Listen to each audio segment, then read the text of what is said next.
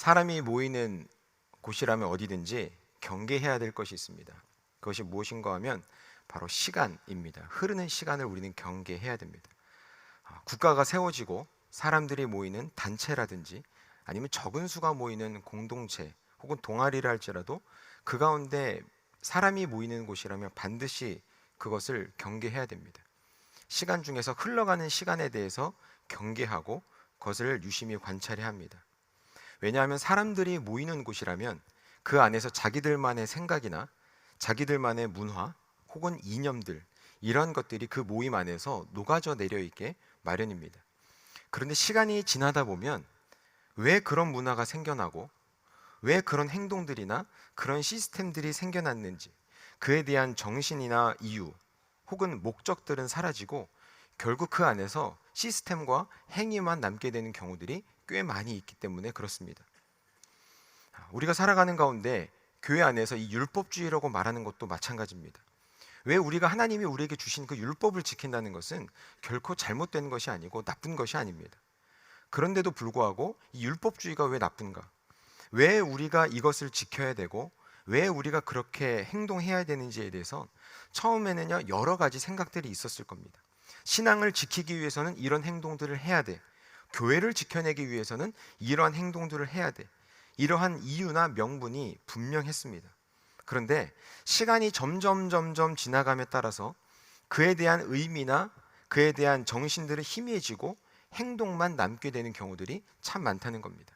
시간이 흐르면서 그저 그대로 지나가는 대로 행동을 지키다 보니까 왜 그것을 해야 되는지에 대한 생각은 사라지게 되고 그 정신은 사라지고 행동만 남게 되더라는 거죠.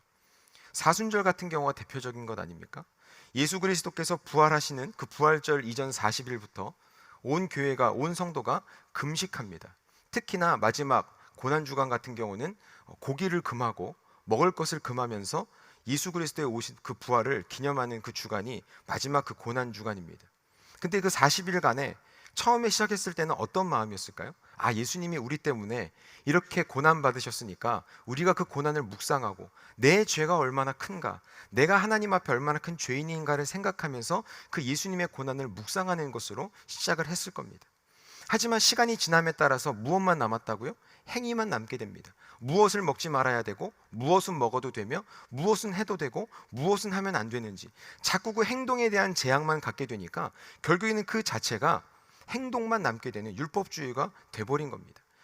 우리를 위해 십자가에 달려 돌아가신 예수 그리스도는 지금 더 이상 아프시지 않습니다.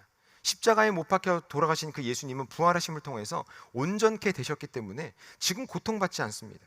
그런데도 불구하고 많은 사람들이 고난주간이 되면 꼭 금식을 해야만 될 것 같고 고난주간이 되면 꼭 특세를 해야 될 것만 같은 그런 마음을 갖고 살아가는 것은 왜일까요?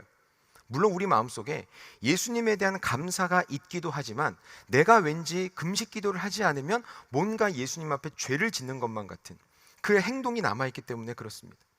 여러분, 성경에도 보면 예수님께서 바리새인들을 크게 책망하시는 장면들이 자주 나오잖아요.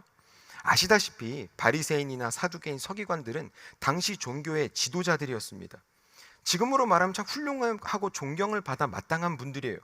그런데 성경에서는 유독 그 사람들이 예수님께 책망을 받는데 자주 책망을 받아요. 그 이유가 뭡니까? 하나님께서 이스라엘 백성들에게 주셨던 그 하나님의 말씀, 그 말씀에 대하여 왜 이 말씀을 지켜야 되는지, 하나님의 마음이 어떤 것인지, 왜 이런 의도로, 어떤 의도로 말씀하셨는지는 생각하지 않고 문자에 있는 그대로만 받아들였기 때문입니다. 문자 있는 그대로만 받아들이게 되니까 뭐만 또 남은 거예요? 시간이 지나면서 행위만 남은 겁니다.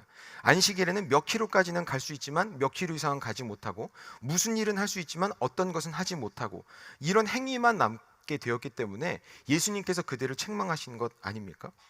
안식일을 거룩하게 지키기 위해서 남은 것, 왜 그들이 안식일을 지키며 안식일에 어떤 마음으로 하나님 앞에 거룩하게 지켜야 되는지 그 의미는 다 사라져버리고 어려움에 처한 사람들을 도와주지 않습니다. 누군가가 도와주면 율법을 어겼다고 말합니다. 누군가가 배가 고파서 밀을 베어 먹거나 하면 그가 이랬다고 안식일을 범했다고 이야기합니다. 하나님의 정신은 사라진 채 안식일을 어떻게 지키느냐, 행동에 대한 유무, 정죄만 남게 되었다는 겁니다. 여러분, 저는 이 행동이라는 게 사실 굉장히 중요하다고 생각하는 사람입니다. 사람이 생각만 하고 마음만 갖게 되면 그것 가지고는요, 그 어떤 역사도 일어나지 않습니다. 내가 생각을 가지면 행동으로 반드시 옮겨야만 그 가운데, 그 사람의 삶 가운데 능력이 나타나게 마련입니다. 그래서 저는 행동으로 옮기는 것이 매우 중요하다고 생각하는 사람이지만, 그럼에도 불구하고 이 율법주의가 갖게 되는 가장 큰 문제가 있는데, 그건 뭐냐면 행동만 남은 게 문제가 아닙니다. 앞서 말씀드렸다시피 행동으로 옮기는 것은 매우 중요합니다. 내가 누군가를 사랑하고 내가 하나님을 사랑하고 말씀을 사랑하면 그 말씀을 사랑한다고 말하는 것으로 그치지 않고 그 말씀을 삶에서 지켜내는 것, 행동으로 옮겨내는 것이 매우 중요한데, 문제는 뭐냐면 이 율법주의의 가장 무서운 점은 뭐냐면 행동만 남게 되는 것보다 더 큰 문제가 있는데, 그것은 뭐냐면요, 그 행동으로 인하여서 누군가를 판단하고 정죄하게 된다는 겁니다. 여러분, 우리가 교회를 다니면서도 그렇지 않습니까?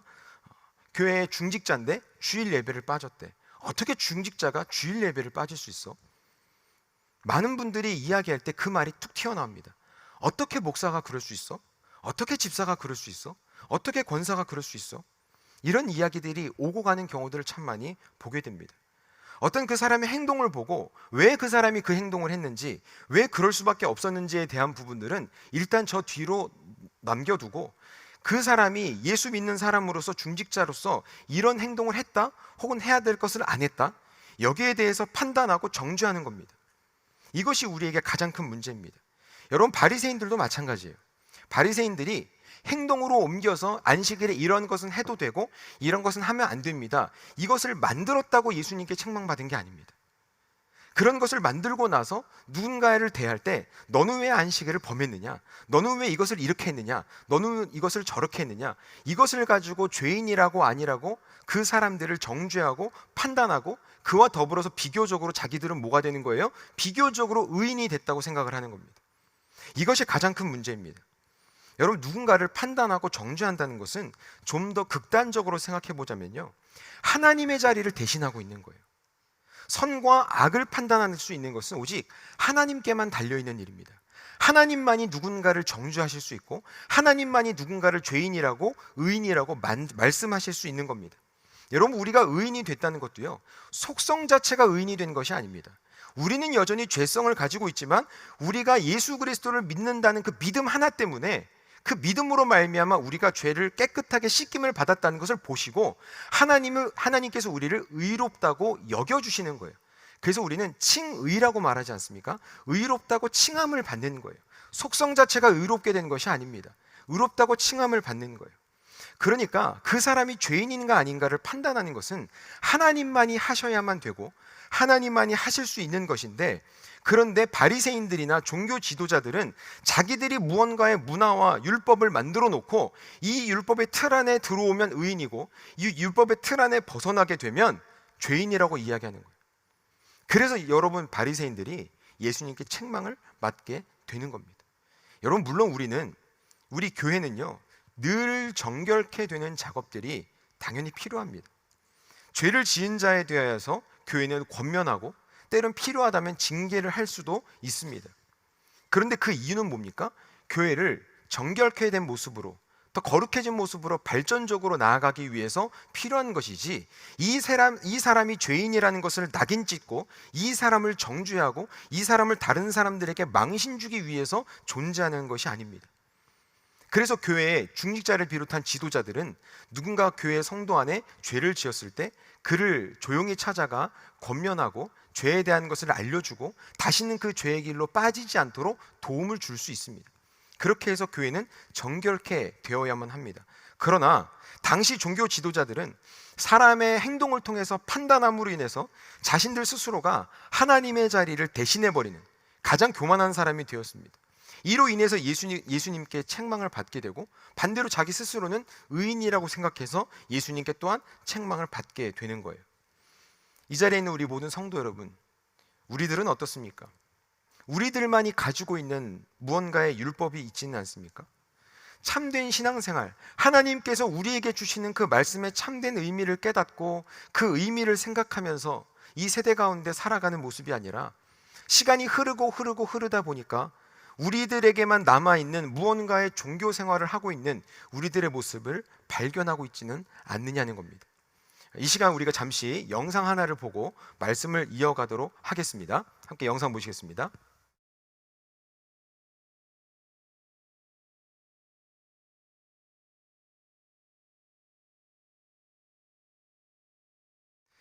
아주 오래전에 나온 이제 기독교 노래입니다. 찬양이라고 하긴 좀 그렇고, 제가 이 플래시를 보면서 많은 걸 느꼈습니다. 제가 우리 성도님들을 정죄하기 위해서 그런 건 아니고, 저걸 보면서 제 모습이 상당히 많이 녹아져 있다는 생각을 해보거든요. 예를 들면 지금은 뭐 우리 장로님들 기도하실 때 안 그렇지만, 제가 학생 때 장로님들 기도하시면 일단 두 손을 모으고 깊은 수면에 들어갔다가 수면 위에 운행하다가 기도가 끝날 때쯤에 눈을 뜨고, 찬양대가 찬양을 하면 오늘은 저분들은 목소리가 왜 저래? 오늘은 선곡이 왜 저래? 이렇게 제가 판단을 했던 적이 있었습니다. 그리고 또한 누가 설교하면 오늘 저 예완이 예전에 들어본 것 같은데, 이런 이야기들도 하게 되고, 오늘은 왜 이렇게 말을 버벅이시지? 이런 생각들도 하게 되고.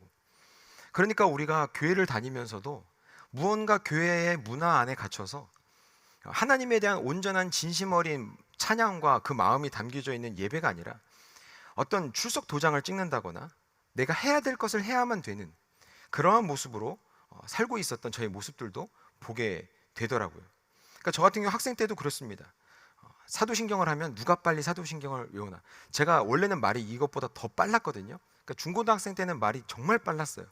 그러니까 옆에 있는 친구들과 예배 시작하면 사도신경을 누가 먼저 전능하사부터 나오느냐 해가지고 하기도 하고, 예배가 끝날 때쯤 되면 목사님들 이렇게 축도하시잖아요. 그럼 축도할 때 저도 뒤에서 이제는 우리 주 예수 그리스도의 은혜와 이렇게 축도도 막 따라하고, 그러다가 제가 목사가 됐는지는 모르겠습니다만 축도도 따라하고. 그러니까 어떤 제 청소년기에는 정말 교회를 열심히 다녔지만 그와 더불어서 예수님을 사랑하는 마음과 더불어서 말 그대로 종교 생활의 모습들이 참 많이 있었다는 겁니다. 그리스도인이라고 하지만 어쩌면 그 안에 종교 생활이 가득 차 있는, 종교의 문화, 기독교의 문화가 가득한 진짜가 없는 그리스도인의 모습이 아닐지 모를까, 아닐 수도 있다, 이런 생각들을 해보게 됩니다. 오늘 본문에서 예수님께서 우리에게 주신 말씀이 딱 그 말씀입니다. 소금인데 짠맛이 안 나는 거예요. 분명 예수님은 이 세상 가운데 그리스도인을, 이 세상 가운데, 더러운 세상 가운데 짠맛을 내라고 소금을 뿌렸는데 이 세상 가운데 짠맛이 나지 않는 거예요. 그 어떤 능력이 나타나 있지 않고 본질을 잃어버린 모습을 예수님 우리들에게 말씀하시는 겁니다. 여러분, 우리는 교회를 다니고 신앙생활을 하지만 늘 생각해야 됩니다. 앞에 있는 저 같은 목회자들 뿐만 아니라 예수님을 믿는다고 고백하는 모든 성도들은 다 마찬가지입니다. 진리를 지키는 것과 문화를 지키는 것은 다릅니다. 문화나 전통은 바뀔 수도 있고 변화될 수도 있지만 진리는 결단코 변해서는 안 되는 겁니다. 그래서 우리는 교회에서 신앙생활을 하고 하나님의 말씀을 읽고 배우면서 무엇을 우리가 절대적으로 바꾸지 말고 고수해야 되는가, 또한 무엇은 우리가 바꿀 수 있고 바뀌어야 하는가, 이것을 구분할 수 있는 것이 성숙한 그리스도인이 되는 겁니다. 우리에게 있어서 타협하고 바뀔 수 없는 진리는 오직 믿음으로 말미암아, 예수 그리스도로 말미암아 구원을 받는다는 그 말씀을 또한 우리가 받았으니 세상에 전해야 된다는 예수 그리스도의 지상 명령, 이것은 우리가 타협할 수 없고 바꿀 수 없는 겁니다. 하지만 교회를 운영하거나 예배를 드리는 모습이라든지 이런 많은 것들은 우리가 바꿀 수도 있고, 늘 더 어떻게 하면 우리가 더 은혜롭게 예배를 드릴 수 있는지 또한 우리가 생각하고 개혁할 수가 있어야만 합니다.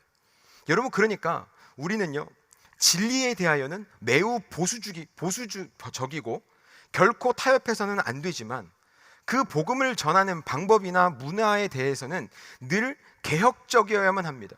우리가 가지고 있는 것이 최고의 것이라고 생각하지 않고 좀 더 나은 것을 나아가기 위해서, 이 세대를 더욱더 우리가 담아낼 수 있기 위해서 고여있지 말고 항상 개혁하는 모습으로, 정화된 모습으로 나아가야 한다는 사실입니다. 우리가 잘 아는 루터라든지 칼빈이라든지 이런 종교 개혁자들이 갖는 정신은 무엇입니까? 종교 개혁, 말 그대로 개혁을 하는 거잖아요. 그들이 갖고 있는 것은 방금 전에 말씀드린 딱 그겁니다. 진리는 고수하되 다른 것은 늘 개혁적이어야만 한다는 것을 그들은 강조하고 있습니다. 이신칭의는 결단코 무엇과도 바꿀 수 없고 타협할 수 없는 하나님께서 우리에게 주신 진리의 말씀이고, 그것을 개혁해 나가야 되는 것은 모든 문화나 기독교적인 문화는 항상 우리가 하나님 앞에서 개혁해 나가야만 한다는 겁니다. 여러분, 사도신경을 먼저 하냐 주기도문을 먼저 하냐? 성시교동은 언제 하냐? 예배 시간에 일어서느냐 않느냐? 찬양대는 찬양은 어떻게 하느냐? 여러분, 제가 예전에 섬기던 교회에서는요, 찬양대 맨 마지막에 끝음이 떨어지면 안 돼요. 그러면 장로님들이 난리가 납니다.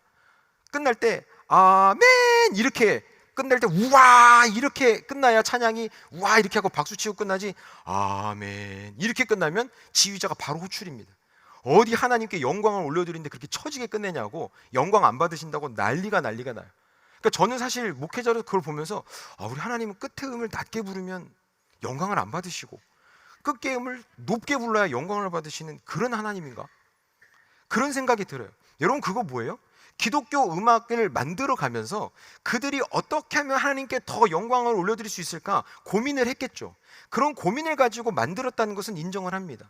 근데 마치 이렇게 부르면 하나님이 영광을 받고 저렇게 부르면 영광을 받지 않는다는 것은 성경 어디에도 나와 있지 않습니다.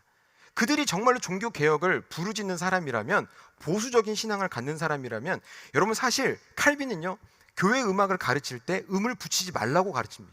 음이라는 것은 사람의 감성을 터치할 수 있기 때문에 하나님의 말씀을 버리고 음에 대하여서 사람의 감성이 좌지우지 될 수 있으니 교회 음악은 절대로 음을 붙이지 말라고 이야기하고 있습니다. 그러니까 교회 음악을 어설프게 아는 사람들은 교회 안에서 드럼도 치면 안 되고 전자악기도 치면 안 되고 찬양도 끝에는 낮은 부르면 안 되고 이렇게 어설픈 사람들이 이야기하지만, 여러분 이것은 그들에게만 남겨있는 문화 아닙니까? 그들만 가지고 있는 문화예요. 개혁되어야 되고 변화되어야 되고 더욱더 하나님 앞에 멋진 모습으로 찬양을 부르기 위해서 우리는 하지 못할 것이 아무것도 없다는 겁니다. 물론 창조의 질서를 거스르는 동성애 문제나 구원의 방편이나 하나님께서 우리에게 직접적으로 주셨던 그 모습들은 우리는 고수해야만 하지만, 그 외에 다른 많은 것들, 기독교 안에 가지고 있는 전통이나 문화들은 언제든지 우리가 바꿔나갈 수 있고 개혁할 수 있어야 된다는 겁니다. 이것이 우리 그리스도인이 세상 가운데에 짠맛을 내는 방법입니다. 우리 그리스도인들은 그것을 위해서 부름을 받았습니다.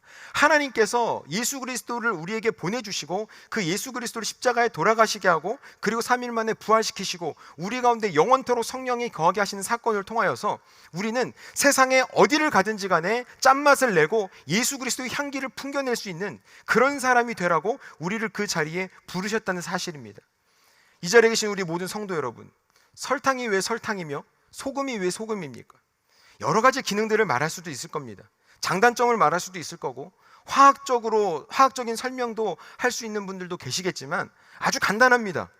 설탕은 다니까 설탕이고 소금은 짜니까 소금입니다. 그 외에 더 이상 설명할 필요가 없습니다. 간혹 소금에 대해서 부패하지 않게 하고 여러 가지 설명들 하시는 분들도 있는데, 여러분 예수님께서 오늘 성경을 통해서 우리에게 하신 말씀은 아주 간단하고 명료합니다. 소금에 대해서 복잡한 생각을 할 필요가 없어요. 소금은 짠 거예요. 부패를 막아준다든가 여러 가지 기능들은 부수적인 겁니다.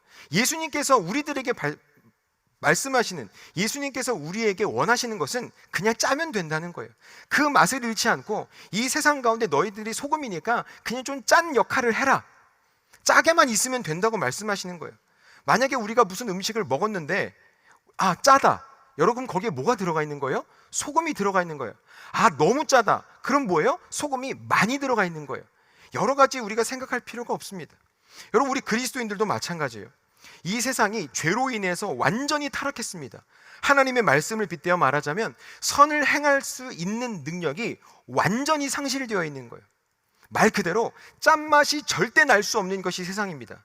그런데 그런 세상 가운데 짠맛이 날 수 없는 세상 가운데 짠맛이 나요. 왜 나는 거예요? 소금이 있으니까요. 그 소금이 누군 거예요? 우리인 거예요. 이 죄악 가득한 이 세상 가운데 한 줄기 빛이 보이고 짠맛을 내는 사람들이 있고 무언가 그 맛이 나기 시작한다는 거죠. 왜요? 그리스도인이 있으니까요. 여러분 딱 그겁니다. 이 타락한 세상 가운데 짠맛을 내는 존재, 예수님의 티를 내는 것, 이것이 바로 그리스도인입니다. 이 세상에 그리스도인이 있기 때문에, 우리 공동체에 그리스도인이 있기 때문에 우리 공동체가 무언가 다르다는 것을 알게 해주는 겁니다. 우리가 세상에 있음으로 인해서 티가 나는 거예요. 짠맛은 세상 사람들이 가지고 있는 어떤 목표나 그들만이 가지고 있는 이상이나 이런 것과는 다른 하나님의 말씀으로 하나님을 사랑하고 이웃을 사랑하여서 그들에게 착한 행실로 오늘 성경 본문에도 말씀하고 있는 것이 그거 아닙니까? 빛과 소금을 이야기하시면서 마지막 마무리는 착한 행실을 통하여, 세상 사람들의 눈에 보기에는 그냥 착한 행동입니다. 우리는 하나님의 사랑으로 그들에게 다가가는데 세상 사람들은 이해할 수 없고 깨달을 수 없는 그런 진리예요. 왜 저 사람이 나에게 이런 착한 일을 하지? 왜 오른뺨을 맞고도 왼뺨을 갖다 대지? 왜 오리를 가자고 했는데 십리를 같이 가주지? 왜 겉옷을 달라고 했는데 속옷까지 내어주지? 이것을 통해서 깨닫게 되는 겁니다. 저 사람은 뭔가가 다르네. 왜 다르지? 그리스도인이니까. 이 세상 가운데 각박하고 기브앤테이크만 만연해야 되는 세상 가운데 그들이 이야기하는 겁니다. 그리스도인이 있으니까 무언가 다르구나. 뭔가 짠맛이 나는구나. 이상한 맛이 나는구나. 향기로운 냄새가 나는구나. 그 사랑의 맛을 내는 것이 우리 그리스도인입니다. 이 자리에 있는 우리 모든 성도 여러분, 저는 우리 용인제일교회가 그런 면에 있어서 참 자랑스럽습니다. 우리가 새생명 전도축제 한다 그러면 어떻게든지 교회에 새신자들을 많이 모으려고 노력을 하잖아요. 근데 그것도 어느 정도 맞죠. 하지만 여러분, 플로잉 마켓을 한다고 해서, 캠핑데이를 한다고 해서, 유명한 가수들이 온다고 해서 그들이 예수님을 그것 때문에 믿는 것은 아니잖아요. 캠핑데이 한다고 해서 캠핑데이 하는데 예수님이 임해서 거기서 막 부흥회가 일어나고 그러지 않잖아요. 저도 캠핑데이 때 저녁이나 다음날 토요일날 가서 우리 집사님께서 전화하셔서 고기 얻어먹으러 갔다 왔는데요, 아무도 거기서 성경 읽지 않더라고요. 아무도 거기서 찬양 막 부르면서 부흥회하지 않고 그 누구도 거기서 하나님 말씀을 전하지 않아요. 근데 그것을 통해서 무엇을 깨닫게 하는 거예요? 아, 용인제일교회가 있으니까 이 용인지역에 무슨 색다른 맛이 난다. 무언가 특별한 일들이 있다. 용인제일교회에서 뭔가를 한다고 하면 거기에 뭔가가 있다. 그게 뭐예요? 짠맛을 내는 거예요. 이 자리에 있는 우리 성도 여러분, 우리가 있는 그 자리, 때로는 믿지 않는 가정에서 살아가신 우리 성도님들이 계십니까? 아무도 믿지 않는 가정에서 나 한 사람이 그 가정에 있음으로 인해서 그 가정에 짠맛을 내는 겁니다. 여러분, 거기서 많은 사람들에게 늘 예수 믿어야 천국 가고 안 믿으면 지옥 갑니다, 복음을 전하는 것도 중요하지만 착한 행실 하나하나를 통해서 그 집안 가운데 짠맛을 내는 거예요. 여러분, 제사 음식을 하느라고 애쓰시고 수고하십니까? 묵묵히 다른 사람들보다 먼저 일어나서 괜찮습니다. 제사 음식 만들고 설거지 하는데 누구보다 앞장서서 열심히 하는 거예요.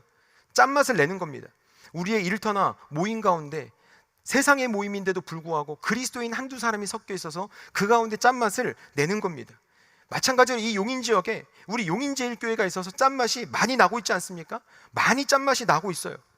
이 자리에 있는 우리 성도 여러분, 우리 그리스도인은요, 이 모든 세상을 소금으로 다 바꾸지 못해도 괜찮습니다.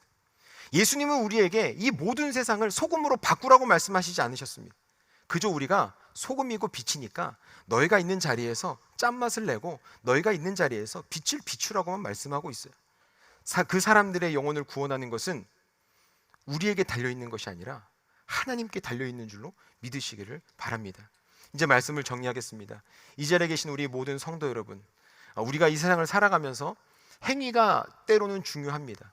하지만 우리가 행위를 함에 있어서 내가 왜 그리스도인으로서 이런 행위를 해야 되는지, 내가 성경 일독을 하면 왜 일독을 해야 되는지, 내가 금식을 한다고 하면 왜 금식을 해야 되는지, 내가 새벽 예배를 드리면 왜 새벽 예배를 드려야 되는지, 작정 기도를 하면 왜 내가 작정 기도를 해야 되는지, 하나님 앞에서 행위만 남고 율법만 남은 사람이 아니라 정말 하나님 앞에서 그 짠맛을 가지고 있어서 이 세상을 살아갈 때에 우리 용인제일교회의 성도님들이 이 세상 가운데 흩어져서 가시는 곳곳마다 우리 용인제일교회 성도님들이 계심으로 인하여서 그 가정과 그 직장과 그 일터와 그 어디든지 간에 짠맛을 내고 그 짠맛을 통하여 예수 그리스도께 칭찬받을 수 있는 우리 모든 성도님들이 다 될 수 있기를 주님의 이름으로 축원합니다. 아멘.